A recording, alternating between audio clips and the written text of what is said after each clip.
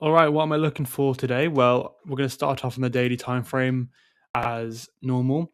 So I'm still looking for shorts on NQ and ES because whilst we have taken this September low, which has created a little bit of a bounce in the market today as we are trading over 8% up, I have seen nothing in the order flow to suggest that we are going to be bullish at the moment.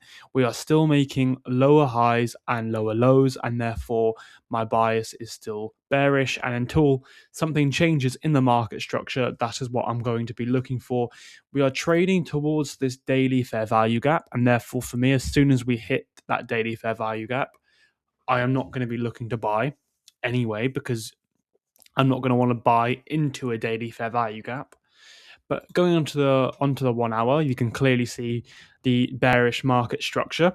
We have quite a few swing points very close to us. We've actually grabbed in the pre-market this hourly swing point over here, and we've got a reaction off of that, and we are respecting this bearish hourly fair value gap.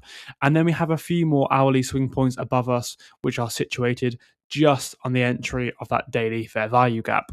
Beneath us, we still have London lows down here, and we have an Asia low over here.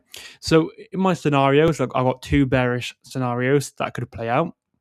Number one is that we have just reacted off of this hourly swing point, and then the 9 a.m. candle is a bearish one, which confirms that this swing point was a liquidity raid, and we could look for a short as long as it's a good bearish candle inside of the range, and then we could take a short looking for Asia low as our target. I wouldn't want to hold much further because we have a 1 hour fair value gap underneath Asia low.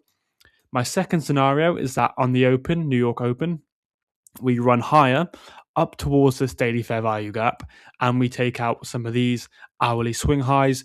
And then if we get a bearish candle closure back inside of the range, I could look for a short then. Those are my two scenarios.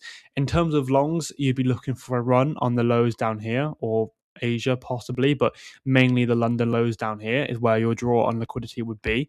And then you could look for buys and hold it up until maybe the daily fair value gap or the previous day high. Now, for me, I'm not looking for longs until we see a market structure shift. And for me, that would be a case of us coming to this high up here, this Monday high. And if we broke above that high and we held and we didn't wick above it, we held above that high, we could then see price move up here above that high, hold above that high, and then we could look for a retest.